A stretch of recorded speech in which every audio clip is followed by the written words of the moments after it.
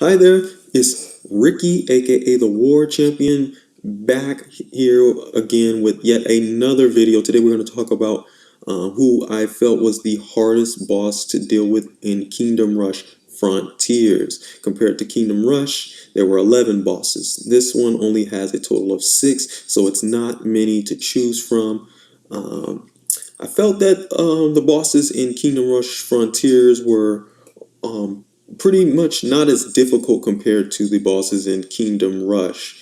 I'm pretty sure most of you guys will probably have very similar um, choices as to who you feel is the toughest boss. But without further ado, let's get started.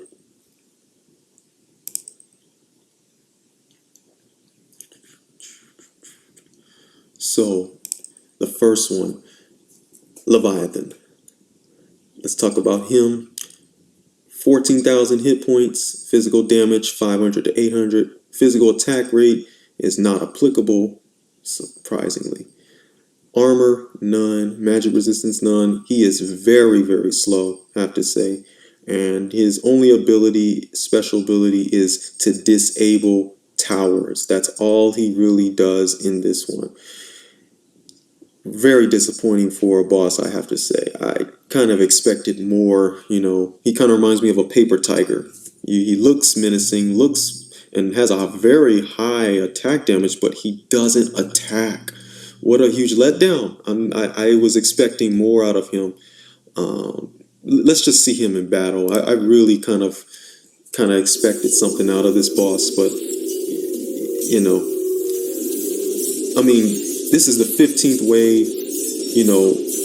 After, you pretty much, for this boss to escape, you pretty much had to just did that on purpose. Like, there's no other explanation for it. You just had to let him just escape the battlefield because there's really no way he can really get away, especially on this 15th wave. If you got to the 15th wave, you're solid. You're good enough to easily beat all the wave of enemies, number one, and number two, just him. He has no business even getting past this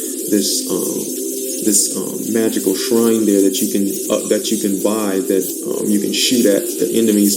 It's next to this overpass bridge. But yeah, this boss, I can understand if the producers, he has those tentacles, right? He's really large, so he's got those tentacles where he wraps around, and like you're about to see right here, he'll wrap his tentacles around the towers and disable them just like he did now. But I can see if they made him to where his tentacles could grab one of your barracks or your death rider or even a flying unit out of midair and just chuck him, pull him underwater, or him just pick him up and then swallow him whole or something like that, just to make this a little bit more of a challenge from him. But he's not challenging at all. And this is an elite level. This is Storm Atoll. This is Sunken Citadel. I think it's Sunken Citadel, but I expected more out of him, but he was just so easy. I felt so bad for him that I actually had to show a video just to show what would happen if he were to even have chances of escaping the battlefield. That's how bad I felt for him, because I'm sure I can't imagine anybody having a video showing where he ever escaped the battlefield once. So let's just see what this is what would have happened had he had been able to even get close to the exit path coming up here.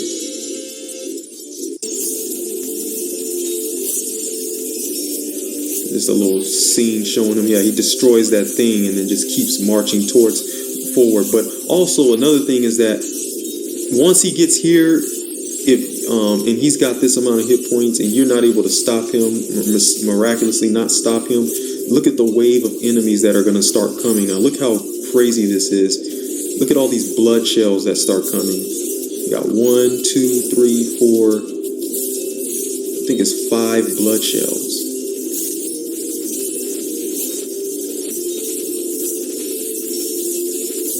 Yeah, 5 blood shells. Like, that's crazy. It's going to be really, really hard to stop all of them from coming, but he has no business even getting way over here. I just showed this just because I'm sure nobody's ever had a video showing him ever escaping the battlefield, if that shouldn't even happen.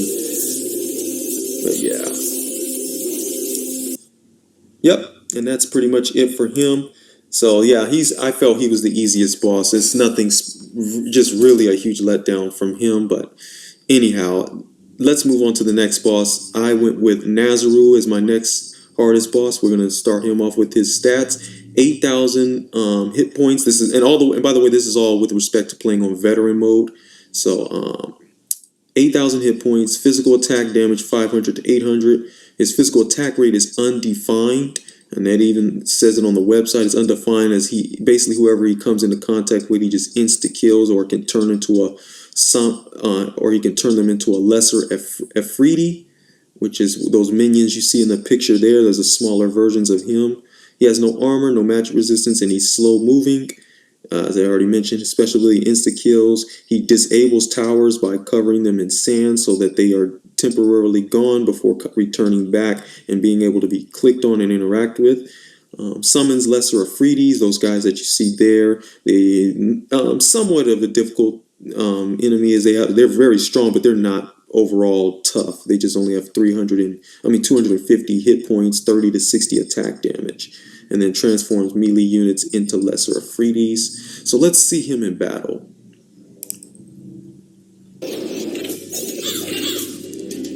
Yeah, so he's the first boss in Kingdom Rush Frontiers that you encounter, so that's what most people well remember him as. This was a challenge that I chose to play, where I came up with my own YouTube video where I'm beating the boss without having the hero intervene in battle.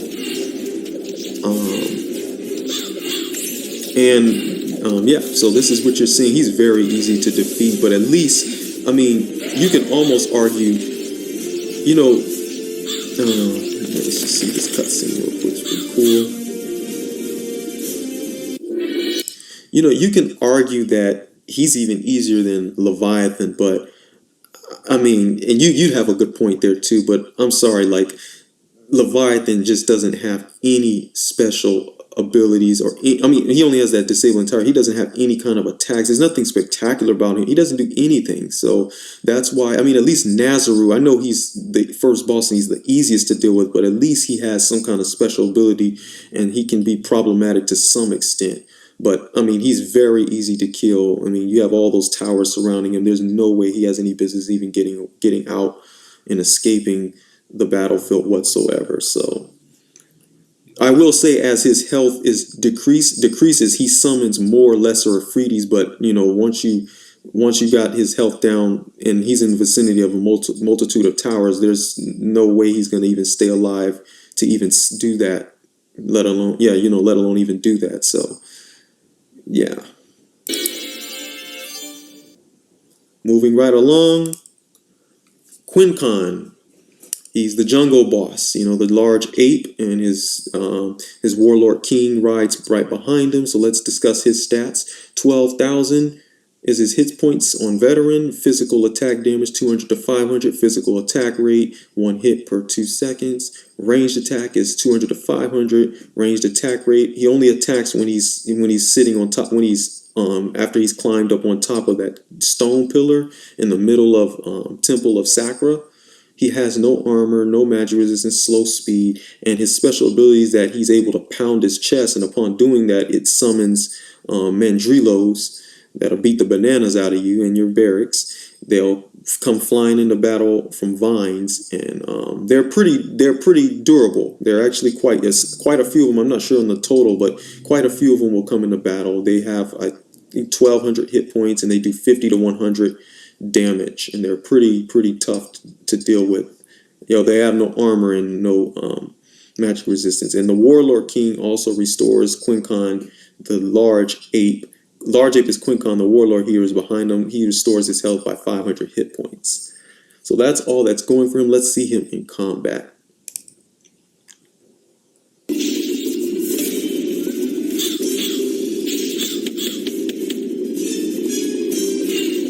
And again, this is another one, same thing as last time. I didn't have the hero engaged in battle. It's just a challenge I came up with on my own. No reinforcements, no barracks used. But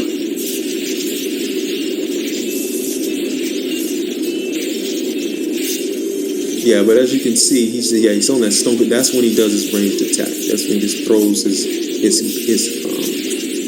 kegs at you. And then, yeah, there you go. You see right there, the Warlord hero restored his health by 500 hit points. So that's all that's really going for those Mandrillos he summons, and he'll summon to the battlefield, like pounds the chest, and then a total of, what is that? 2, 3, 4, 5, 6, 7. Here's 7 Mandrillos. I was looking on the left side, but yeah, that's really pretty much. He's not very hard to kill either. It's pretty simple to defeat him. I mean, I've never literally lost to him either. Yeah, and when he dies, that happens. But very, very easy boss. Nothing spectacular about him.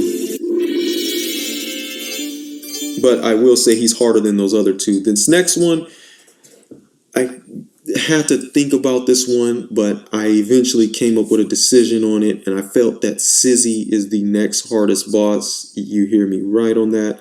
Let's discuss the stats. 11,000 hit points, physical damage attack 100 to 150, physical attack rate. It's really not applicable for him because he really doesn't attack you. He insta kills anybody that's in front of him by just similar to JT and Kingdom Rush. He just picks them up and consumes them. He, however, is the only boss in Kingdom Rush Frontiers to possess armor, and he has medium armor. And unlike in Kingdom Rush Frontiers, you cannot reduce the any of the armor of any of these enemies. You have no way to utilize the mage towers to reduce an enemy's armor, unless you use the exception. Of course, you use Dante with his special ability is able to rid an enemy's armor completely. You don't have that luxury with the mage towers. He has no magic resistance. His speed is medium. He's the fastest boss of all of the bosses. Special ability, he bangs the ground 8 times, and it does area of effect damage. And of course, as I mentioned, he insta-kills melee units, but the main one is that banging of the ground. That's even strong enough to even do damage. I think the shockwaves from it do damage to the flying units as well. So even if you had Ashbite or Boneheart, they're still vulnerable to being affected by the damage of the banging of the ground by Sizzy as well. So let's see him in combat.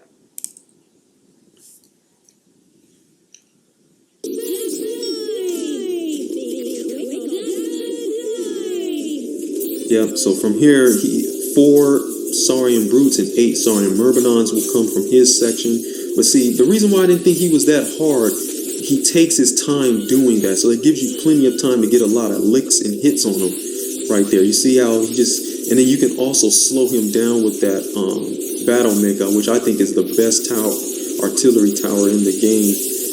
I mean, I'm sorry, it's the best tower in the game. And it's a very good artillery. Very, very well designed artillery. You know, he's able to spit sludge out and launch a lot of rockets. And you look at him, he's already lost the majority of his health. Though he may have medium armor, he's not all that durable to withstand all those hits coming from multiple towers. So depending on how you play this, if you try to stall him, maybe using barracks up at the top where I have 2 mage towers and one archer tower, I can see you doing that and then re-upgrading them.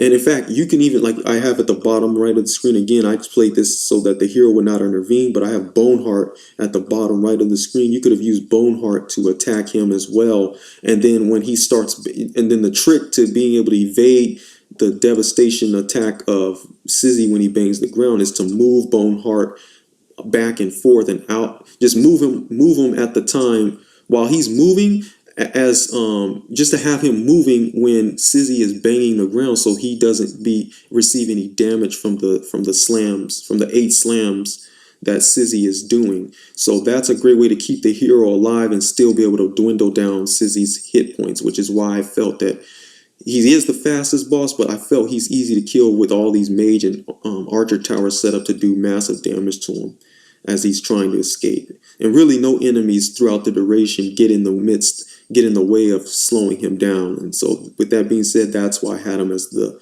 4th hardest boss.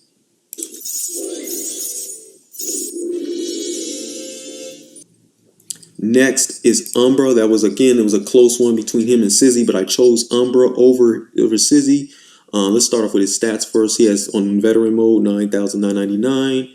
Hit points, ranged attack damage is 200 to 300. No armor, no magic resistance. His speed is not applicable because he doesn't move anywhere except for teleportation. Special ability, this is what makes him a pain. He destroys a tower completely. So unlike Vezin, unlike Blackburn from Kingdom Rush, unlike even Nazarew, he's similar to Nazarew, but when he destroys a tower, it's gone for good. So you have to re-upgrade it, and you have to rebuy a new tower in place of the one that he destroys. That's what makes him hard, and he'll start doing a whole lot of that as his health starts to decrease overall. Another thing that makes him difficult is he summons shade elementals, and those things are tough. Even tougher than the troll breakers in Kingdom Rush. Those things, though their hit points, that's why, well, I shouldn't say they're overall tougher, but they're more powerful, hard-hitting than the troll breakers in Kingdom Rush, as they have only 120 to 170 hit point attack power, and their hit points, however, pales in comparison. They only have 450, so they're very easy to kill. However, when you kill those shade elementals, they only give 5 bounty when killed.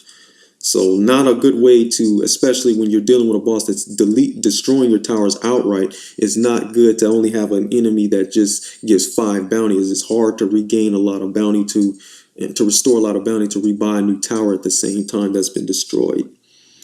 Also, he teleports to random spots on the map, but mainly he goes to the middle of the map and in between 4 possible locations where you can build towers, making him an easy target when when he teleports into play. And last but not least, upon each time his health is depleted, shreds of darkness get killed that you have to kill off in order for his health to overall drop, and you'll soon see that.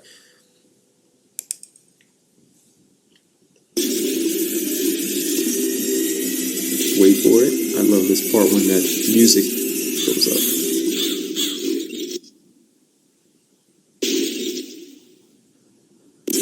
Love that silence part for a second. It's so I just like it. It's real. When they have that silent moment, but then of course one of those artillery towers have to move and kill the silence, man. But yeah, see those shade elementals? They're very strong. One hit from those things, and your skeletons are just goners. And again, this is another thing. I played this level. See, yeah, he's now in the middle. See, he can attack one of your any kind of melee unit using that little X-ray vision attack, similar like Superman. He uses that X-ray vision attack to damage your units. And he teleports back, so you really want to get rid of him quickly, but then it's so frustrating because he keeps getting in and out of battle. But shade elementals are very powerful, hard-hitting enemies, but they're very low in hit points, and the towers that you have set up by now are just effective enough to kill them all.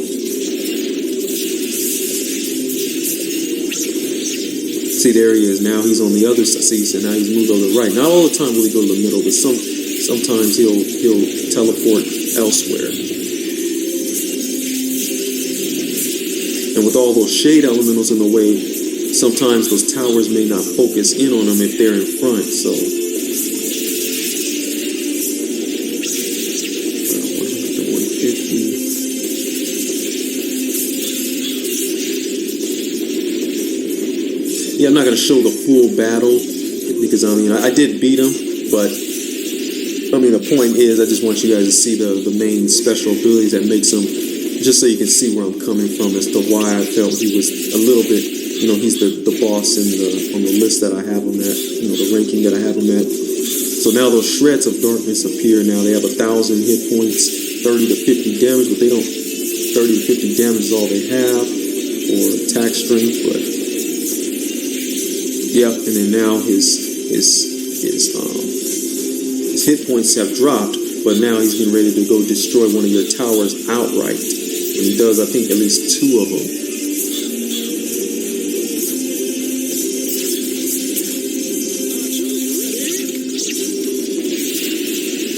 And watch it, now that he's on the playing field, compared to last time, he'll summon some shade of elementals, but watch him do it again. He's going to destroy another one of your towers soon enough. Oh, well, he didn't do it this time. I think it's the next one.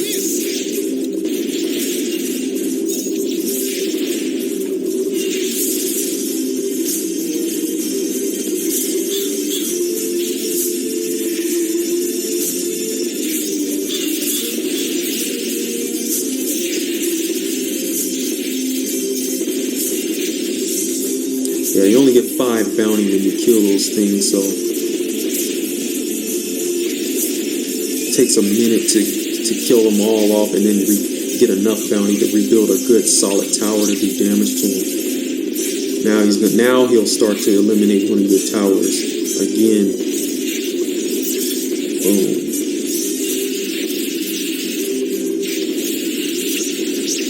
I got a sight there. But you get the point, though. I'm sure you know. I'm sure you've seen him when he dies. I'll just get to that part.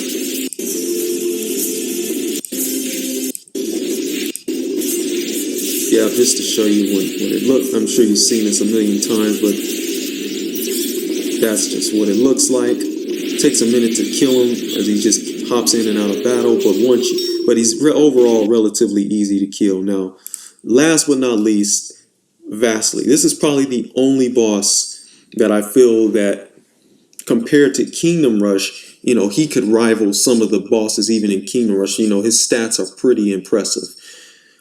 First off, he's the boss for the zombie levels. The vampire boss, he has 8,475 hit points, physical attack damage 150 to 200, physical attack rate not really applicable because he doesn't really take time to go to one enemy after another and attack. He just, once he encounters them, he just does his he just attacks. He deals with them right on the spot. I think it's just on the website they said it's not applicable for his attack rate, so that's what I put there. No armor, no magic resistance. He moves slowly when he's in his vampire form, but he, however, moves a little bit faster after he returns. After he's defeated in his vampire form, he has the death aura surrounding him, and he moves a lot faster. Special abilities: he bites victims and restores 450 hit points. And yeah, as I mentioned, he returns with death aura after defeated in vampire form. Speed increases as well. Let's see him in combat.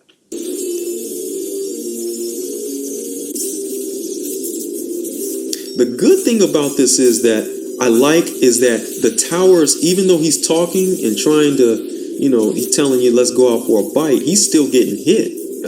That's actually pretty good. That's actually a good thing, You're able to get hits on him even when he's flapping his gums about what he's going to do to you. He's honestly, I think he's the only boss that really is the most challenging and puts up a fairly good challenge compared to the other bosses, honestly. Because the concept of like having other, why? Because if you don't slow him down, he can catch up with these other Vampiressa, which are pretty durable enemies. They have 1,000 hit points, 20 to 40 attack damage. They also have a special ability of life drain of a maximum level to 300, and they have high magic resistance. They're pretty difficult to deal with. But Vasily, he can get in a horde of them, in the midst of them, and cause just be hard to hit, which is why by far I think he is the hardest boss in the game. Period. And not only that, but he also has another form. So if you multiply. He has 8,475 in both forms, his vampire form and in his death aura form. If we multiply that by 2, we end up getting 16,950 total hit points. So overall, the most hit points out of all bosses, and the most challenging of all bosses by far. Now he's going back, and he's going to return with his death aura, which I think it does 100 damage. You can't put anybody around them; they'll die instantly. You can only get maybe 1 or 2 hits on them with the reinforcements, but after that, they're dead in seconds. and he moves a little bit faster, as you can see right there. So he couldn't see, he put another reinforcement in, nothing happened there. Put a hero in front of him, nothing happened there. It's that death aura.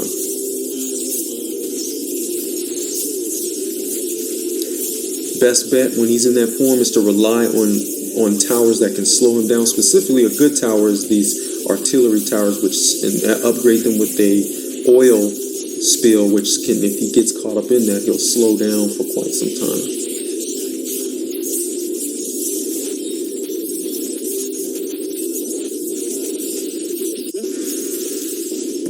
Yeah, and that concludes this video, guys. That is who I felt. That is it. That was the final boss that I felt was the hardest, Vasily. I'm sure maybe some people, you might have the same agreements, but you might have some disagreements on it. But feel free to go to the comment section below and tell me what you guys think. Voice your opinion on who you think is the hardest, and also feel free to subscribe to my channel as well. Thank you guys, and until next time, farewell.